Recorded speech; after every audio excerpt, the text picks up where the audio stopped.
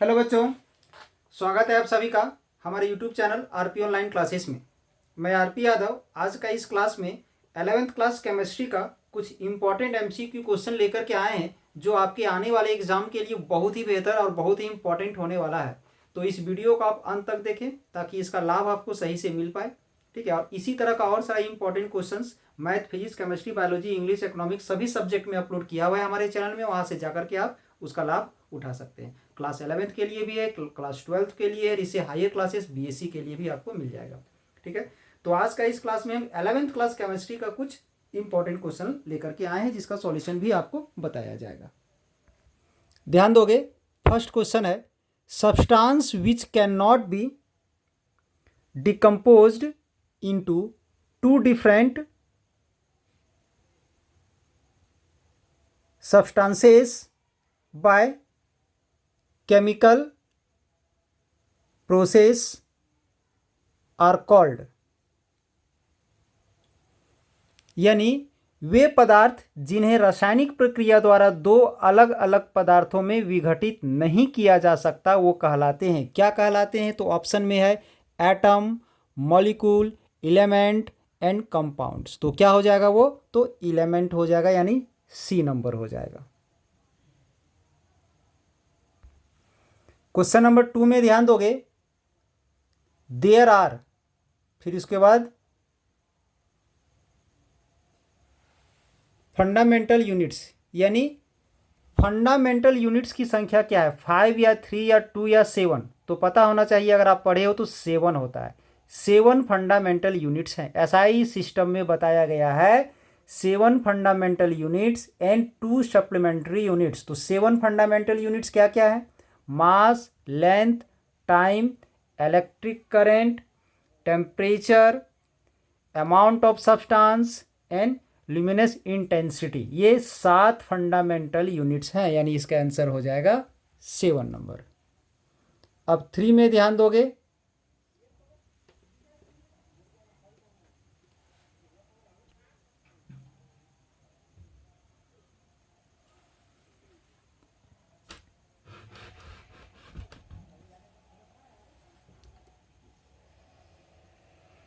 Question number 3 में ध्यान दोगे,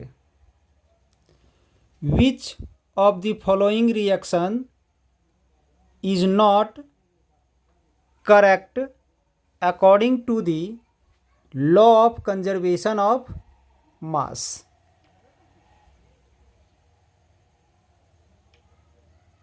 तो ध्यान दोगे, लॉ ऑफ कंजर्वेशन के लिए मास को कंजर्व रहना होगा, और मास कंजर्व तो तभी ना होगा जब LHS में नंबर ऑफ एटम और RHS में नंबर ऑफ एटम सेम है। यानी सीधी सी मतलब है कि अगर ये बैलेंस्ड इक्वेशन है तो लॉ ऑफ कंजर्वेशन ऑफ मास को तो फॉलो करेगा ही करेगा।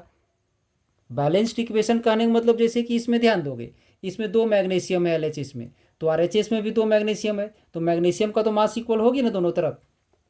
ऑक्सीजन 2 है, यहाँ भी ऑक्सीजन 2 है, तो LHS में ऑक्सीजन का मास और RHS में ऑक्सीजन का मास, तो फाइनली LHS का टोटल मास और RHS का टोटल मास इक्वल आ गया। तो सीधी सी बात है कि LHS और RHS का टोटल मास इक्वल होने के लिए LHS में नंबर ऑफ एटम और RHS में कॉरेस्पॉन्डिंग नंबर ऑफ एटम जो है सो सेम होना चाहिए, यानी बैलेंस्ड होना चाहिए। तो फर्स्ट इक्वेशन हमारा बैलेंस है, सेकेंड भी बैलेंस है, सॉरी सेकेंड बैलेंस नहीं है क्योंकि सेकेंड में यहाँ पर कार्बन की संख्या 3 है, बट यहाँ पर कार्बन की संख्या हमारा 1 है, यानी बी नंबर जो है सो यहाँ बैलेंस नहीं है, तो वो लॉ ऑफ कंजर्वेशन ऑफ मास को फॉलो नहीं कर रहा है, यानी उसके आधार पर वो करेक्ट नहीं है, यानी 3 का आंसर हमारा क्या हो जाएगा? तो बी नंबर हो जाएगा। ठीक है, अब आते हैं 4 में, which of the following is correct. तो आप पढ़े होंगे 1 litre equal to 1 decimetre cube होता है। ठीक है, 1 litre equal to 1 decimetre cube होता है, दैट इज इसका ए नंबर करेक्ट है। ठीक है, अब उसके बाद mole is the SI unit of, तो मोल किसका यूनिट है? तो पता होना चाहिए अमाउंट ऑफ द सब्सटेंस का है, किसका है? तो अमाउंट ऑफ द सब्सटेंस, यानी इसका हो जाएगा सी नंबर। ठीक है, अब 6 में आते हैं, योक्टो, मैग्नीट्यूड ऑफ योक्टो इज, तो उसका मैग्नीट्यूड कितना होता है? तो याद रखोगे 10 टू द पावर -24 है, यहाँ पर क्या है? -24 है पावर में। ठीक है, ध्यान दोगे, यहाँ जो है सो पावर में -24 है बी नंबर में। ध्यान दोगे थोड़ा सा, यहाँ ध्यान दोगे, यहाँ जो पावर है यहाँ पर आपको -24 दिख रहा होगा, ठीक है।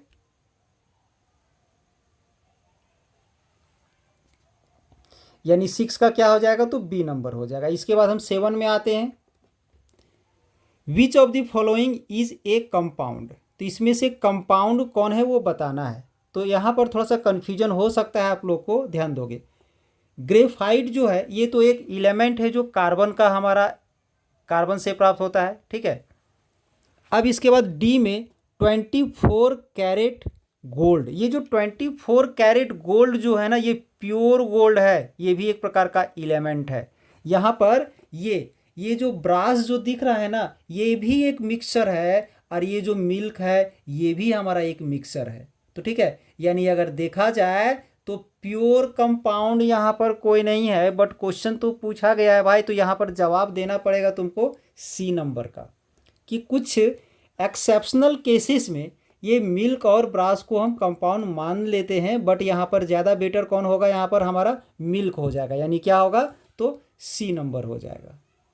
क्योंकि एक ऐसा मिक्सर जिस मिक्सर में उसका कंस्टिट्यूएंट पार्टिकल जो है सो केमिकली बॉन्डेड होता है, उसी को हम लोग कंपाउंड कहते हैं। कंपाउंड में उसका कंस्टिट्यूएंट पार्टिकल्स, मिक्सर तो होता ही है वो, बट उसमें वो केमिकली जो बॉन्डेड हो जाता है ना, उसी को हम लोग कंपाउंड कहते हैं, यानी यहाँ पर मिल्क आ जाएगा, ठीक है। इसके बाद 8 में ध्यान दोगे, the law of the multiple proportional was proposed by, तो क्या हो जाएगा इसका, डाल्टन हो जाएगा, बी नंबर। अगर इसका पूरा नाम अगर आप जानना चाहते हो तो हो जाएगा जॉन डाल्टन, ठीक है। क्या होता है, तो जॉन डाल्टन होता है। अब इसके बाद 9 नंबर में हम लोग आते हैं, ठीक है। 9 में क्या है, ध्यान दोगे,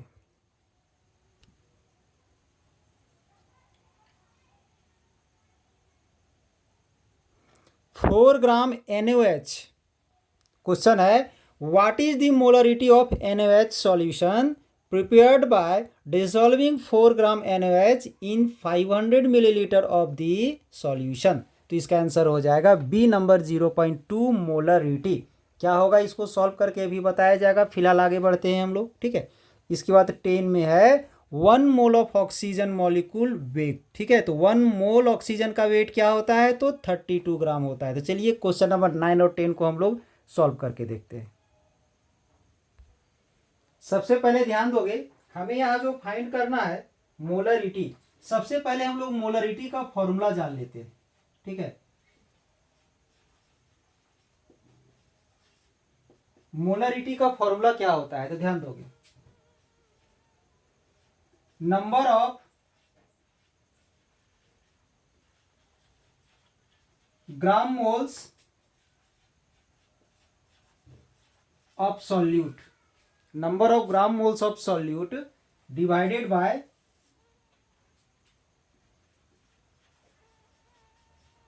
volume of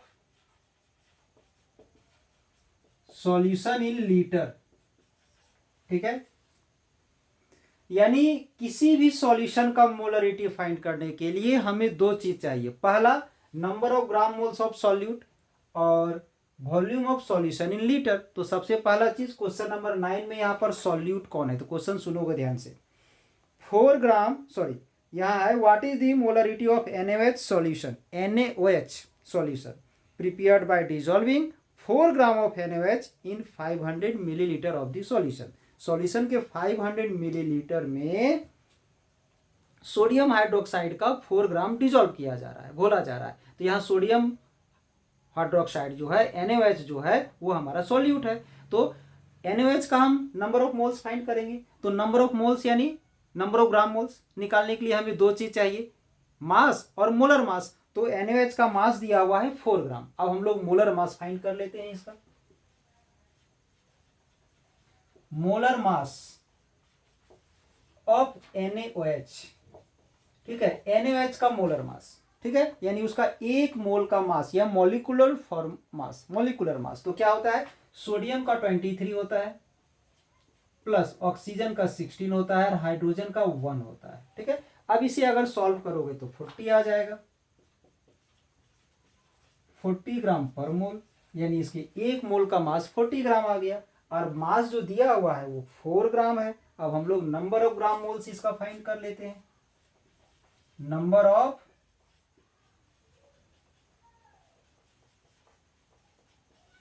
gram moles of NaOH, that is solute का, ठीक है। तो क्या होता है formula, mass by molar mass, जो दिया हुआ मास है उसको ऊपर लेते हैं और मोलर मास या ग्राम मोलर मास।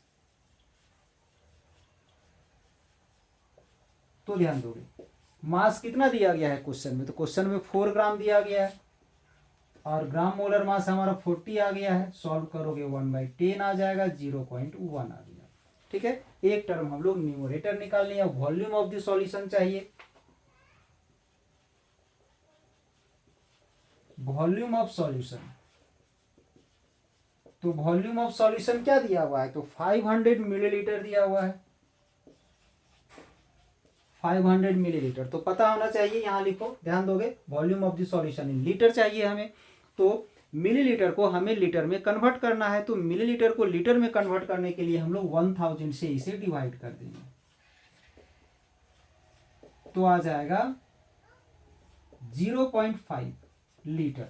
चलिए हम लोग दो चीज फाइंड कर लिए, क्या फाइंड कर लिए, number of gram moles of the solute 0.1, volume of the solution find कर लिए 0.5 लीटर। अब इन दोनों चीजों को वहां पर हम पुट कर देंगे। इस मोलरिटी को हम लोग कैपिटल एम से रिप्रेजेंट करते हैं, तो यहाँ पर कैपिटल एम का वैल्यू क्या आ जाएगा, इसके जगह पर हम ले लेंगे 0.1 और नीचे जो है वो हम ले लेंगे 0.5। अब यहाँ से पॉइंट के बाद एक डिजिट है, यहाँ भी पॉइंट के बाद 1 डिजिट है, दोनों कैंसिल आउट हो जाएगा, 1/5 आ जाएगा, तो इसका हो जाएगा 0.2 m, ये आ गया। दैट इज क्या था इसका आंसर में, तो इसका आंसर में था बी नंबर, ठीक है। अब इसके बाद नेक्स्ट में है 1 mole of oxygen molecule, oxygen molecule का 1 मोल का मास, तो हम यही साइड में बता देते हैं क्वेश्चन नंबर 10, ऑक्सीजन का 1 मोल क्या होगा, O2 होगा, ठीक है। 1 मोल इसका मास हमें चाहिए, तो ऑक्सीजन का एटॉमिक मास होता है कितना, तो 16 होता है, तो 2 × 16 हो जाएगा, सीधी सी बात, 2 × 16 दैट इज 32 हो जाएगा, ठीक है। क्या हो गया, 32 ग्राम हो जाएगा, यानी इसका आंसर क्या हो गया, तो सी नंबर हो गया, ठीक है। तो ये था हमारा आज का क्लास में 11th क्लास केमिस्ट्री का very very important 10 MCQ questions with answer, ठीक है। तो अगर आपको आज का ये क्लास अच्छा लगा हो तो एक लाइक कर दें, वीडियो को सब्सक्राइब, चैनल को सब्सक्राइब कर दें, ठीक है। और इस वीडियो को ज़्यादा से ज़्यादा शेयर करें ताकि आपके जितने सारे दोस्त हैं वो भी इसका लाभ उठा सकें, ठीक है। और इसी तरह का और सारा लेटेस्ट वीडियो का अगर लाभ आप उठाना चाहते हैं, आप चाहते हैं कि आपका 11th का एग्ज़ाम में बेहतर मार्क्स आए कम से कम समय में, तो हमारे चैनल से आप बने रहें। लगभग पर डे या तो एटलीस्ट 1 वीक में 2-4 वीडियोज़ आपका, छोटे छोटे वीडियोज़ आपको प्रोवाइड कर दिया जाएगा, ताकि आप इसी का तैयारी करके, अगर आप शुरू से नहीं पढ़ाई कर पाए हैं किसी कारणवश, तो इस वीडियो को तैयारी करके आप एग्ज़ाम बेहतर कर सकते हैं। और कोशिश करेंगे इसके बाद 12th में आप बेसिक रूप से यानी सिलसिलेवार ढंग से आप उसका तैयारी करें, और ताकि 12th का बेहतर रिजल्ट हो सके, ठीक है। अगर आपको लगता है कि इस चैनल से जुड़े रहने से आपको लाभ हो सकता है तो चैनल को सब्सक्राइब करके रखें। धन्यवाद।